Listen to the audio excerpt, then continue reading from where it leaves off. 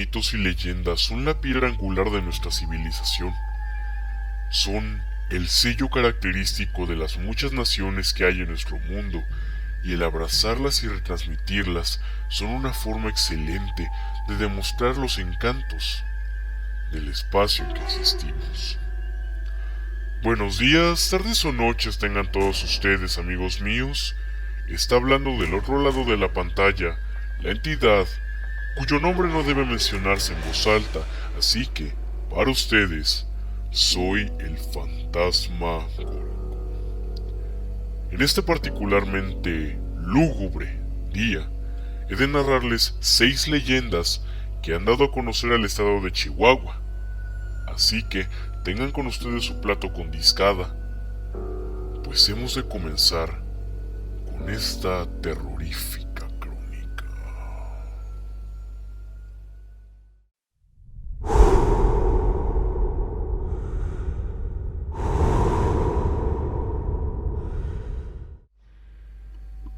Un hermoso maniquí llegó a Chihuahua el 25 de marzo de 1930, conocido como la Chonita y más tarde llamado la Pascualita, debido al gran parecido que tenía con su dueña. La Pascualita no solo tenía una figura esbelta e imponente, sino también hermosos detalles como delicados pliegues en las manos, grietas en las yemas de los dedos y brillo en sus ojos, que daba la impresión de estar viva. Este maniquí fue traído desde Francia según los registros, esto por encargo de Pascualita Esparza Perales de Pérez, quien en ese entonces era encargada de la tienda de ropa llamada La Popular. La Pascualita se ha convertido en uno de los grandes atractivos de Chihuahua y de la tienda donde se exhibe, gracias a las leyendas que se escuchan en donde, según muchos hombres, han quedado impresionados con su belleza, al punto de enamorarse y perder la cordura. Una de las leyendas más conocidas es que este maniquí es la hija de la señora Esparza, pues, según se cuenta, la Pascualita tenía un futuro prometedor. Era una joven hermosa, inteligente y noble. Sin embargo, ella murió el día que contraería matrimonio al sufrir la picadura de un alacrán. Se dice que la señora Esparza no soportaba el dolor de haber perdido su hija, que la decidió embalsamar, historia que hasta la fecha no se ha confirmado, pues tampoco se ha desmentido. Al pasar los años, la tienda tuvo nuevos dueños y la Pascualita sigue ahí. Se dice que trae buena suerte a las mujeres que están a punto de casarse. Esto, si compran el vestido que este maniquí traiga puesto.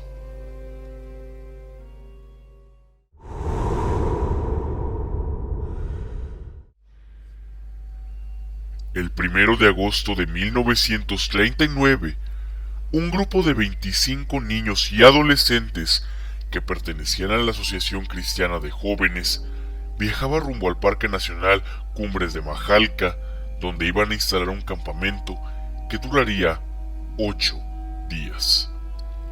Aproximadamente a las 5 de la tarde, al llegar al kilómetro 21, en la que paradójicamente se conocía como la Curva del Muerto, un camión de volteo se le atravesó al camión de redilas que transportaba a los jóvenes y los impactó. Los cuerpos de algunas de las víctimas atravesaron las ventanas hacia el exterior, quedando esparcidos en el lugar. Los que perdieron la vida eran Venancio Gabriel Gardea, de 14 años, Armando Gutiérrez Valderrama y Jorge Giacomán, de 13. Luis Díaz García y Teodoro Faulkner, de 11. Alberto Méndez Peña y Horacio Brondo Valdés, de 10 años. Según archivos periodísticos, el conductor del Dompe era Encarnación Espinosa, quien dijo a las autoridades y prensa que a su vehículo le fallaban los frenos, pero por falta de dinero no había podido arreglarlo.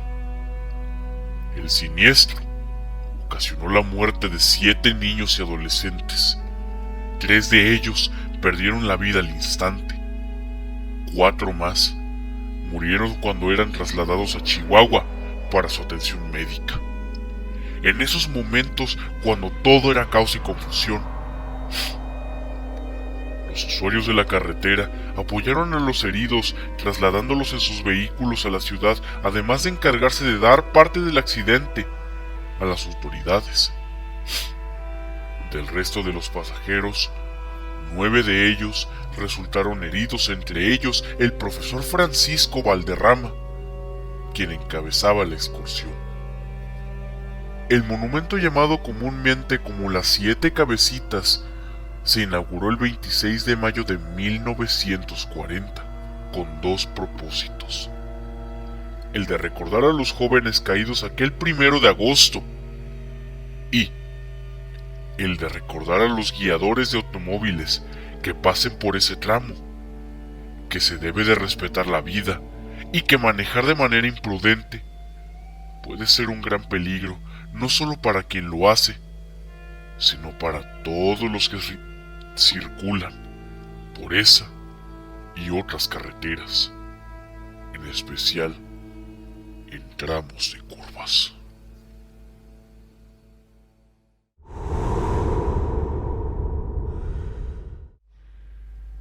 La Casa de los Chinos, una historia cuyo trasfondo lúgubre dio pie a una popular leyenda que se narra hoy en día, esa en la que se dice que al subir a lo más alto del Cerro Grande, al mirar hacia el sureste durante el ocaso, aparecerán repentinamente en el horizonte unas banderas rojas, y si uno espera a que la puesta del sol coincida con ellas, se podrá apreciar un fantasmal e imponente templo chino en medio del escarpado terreno.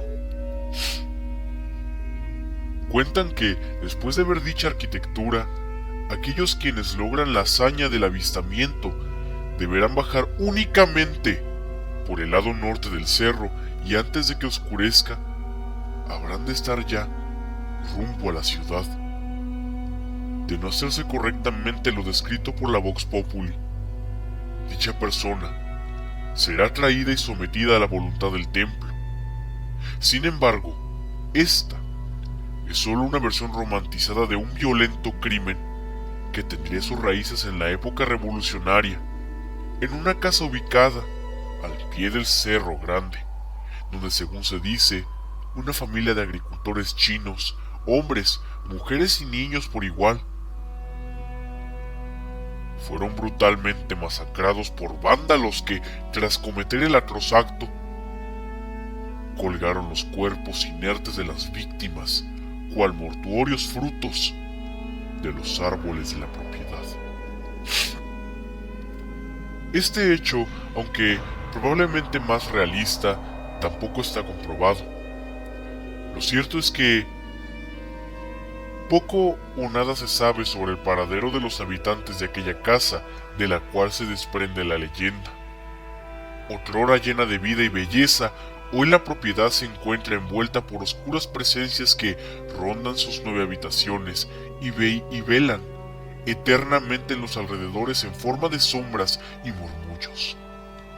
Incluso las cristalinas aguas de manantial que antes emanaban hasta las piletas de la residencia y donde peces y tortugas nadaban bordeados por caracoles y árboles, hoy brotan fétidas como oscura sangre, envenenada por la podredumbre y contaminación.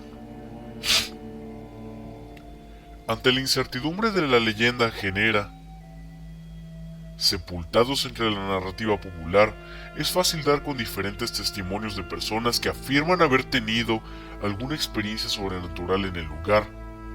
Este es solo uno de los muchos relatos que se conocen sobre la casa. Un ahora anciano caporal jubilado relata a sus hijos y nietos cómo, cuando joven, no mucho después de la desaparición de los habitantes originales de la casona, mientras se encargaba de arrear el ganado, al pasar por los dominios de aquella abandonada propiedad, sintió repentinamente que su cuerpo era bombardeado por intensos dolores, como si desde el plano de los muertos estuviese siendo dilapidado, y sin que sus esfuerzos sirvieran de algo para protegerse de aquel diabólico ataque. Aunque, alarmado por lo ocurrido, no se permitió perder el valor, por lo que sus labores a cargo de aquel campo continuaron bajo el acecho de la oscuridad que en el lugar se cierne. Se volvió de pronto natural para él sentir esas agresiones, así como escuchar lamentos y gritos espectrales que le ordenaban furiosos salir de la propiedad cada vez que por allí pasaba. Una tarde, mientras llevaba a los caballos a pastar, entre el escarpado terreno, un grotesco nudo palpitante compuesto por decenas de víboras apareció en su camino. La aberrante visión provocó que el caballo, presa del pánico, reparara haciendo caer de espalda a su jinete a pocos metros de donde aquella silbante maralla ponzoñosa se retorcía. Al intentar reincorporarse, el joven caporal buscó un apoyo para ponerse en pie. Sin embargo, al mirar de nuevo hacia donde las serpientes, éstas habían desaparecido, quedando en su lugar solamente un montón de ramas secas. A la fecha, sus descendientes continúan narrando lo ocurrido a amigos y familiares, como si entre sus genes hubiese quedado plasmada aquella horrible vivencia.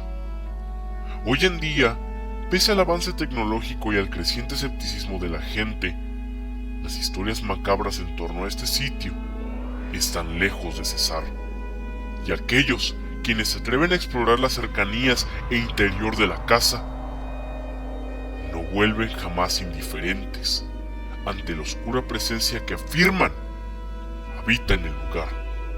Aquella infame casona continúa al pie del imponente Cerro Grande, rodeada de maleza y cubierta por las sombras y el misticismo, como si de un oscuro templo se tratase.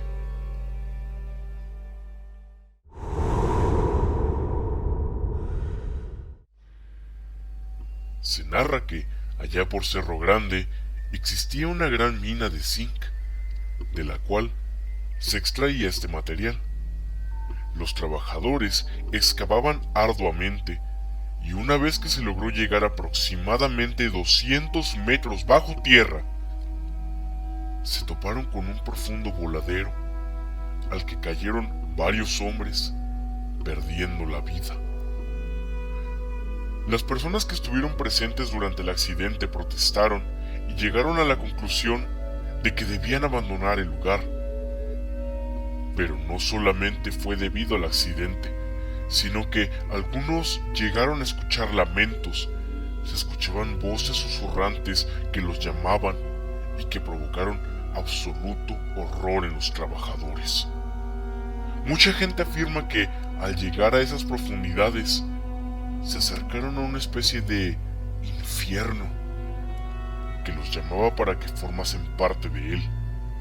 Obviamente, todos huyeron para jamás regresar, aunque otros aseguran que aquellos murmullos que asustaron a los mineros aún se logran escuchar y llamar a las personas para nunca volver a salir.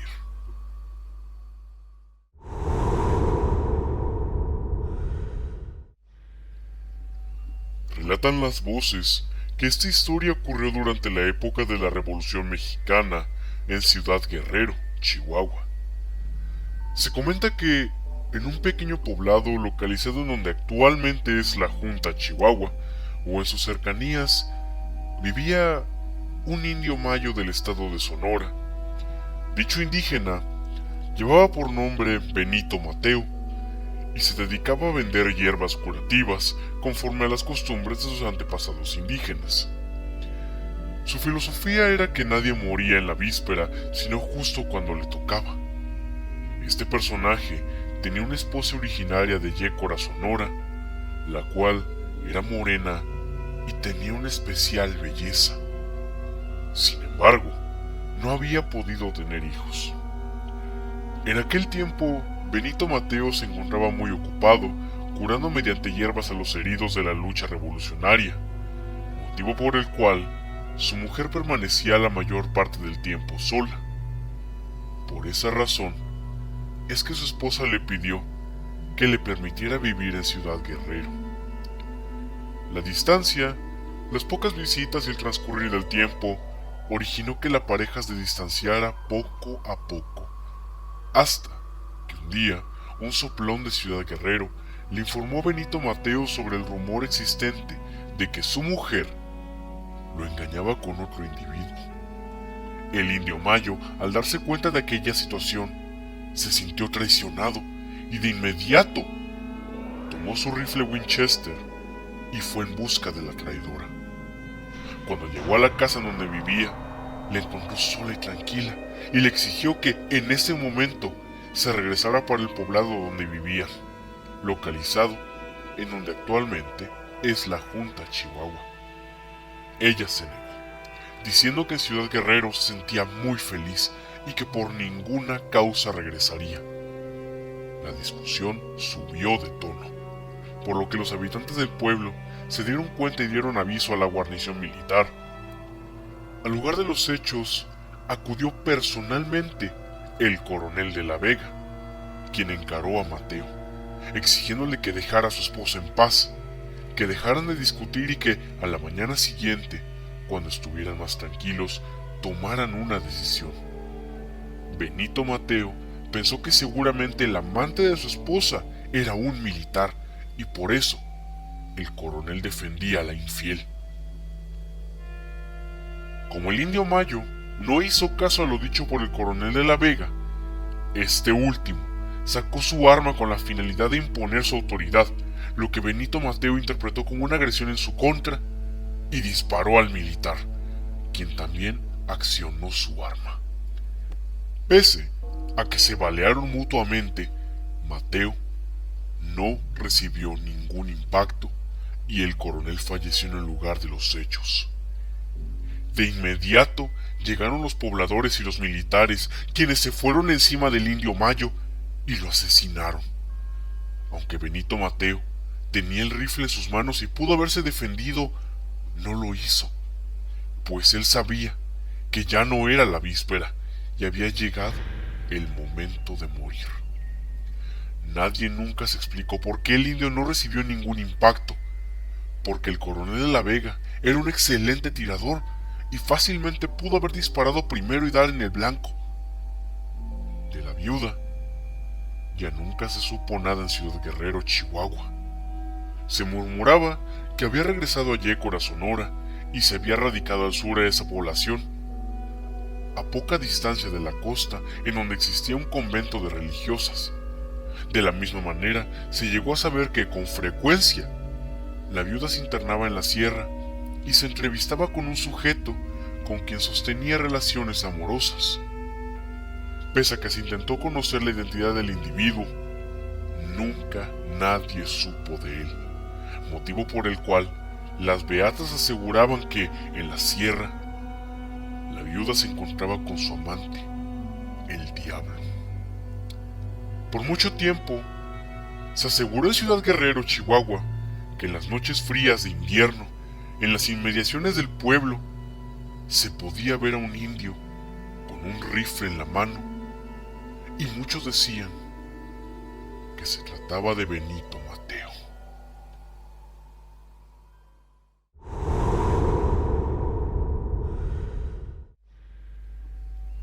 Cuenta la leyenda que Pancho Villa, en su paso por San Andrés, reclutaba gente para unirse a la bola y luchar por la causa.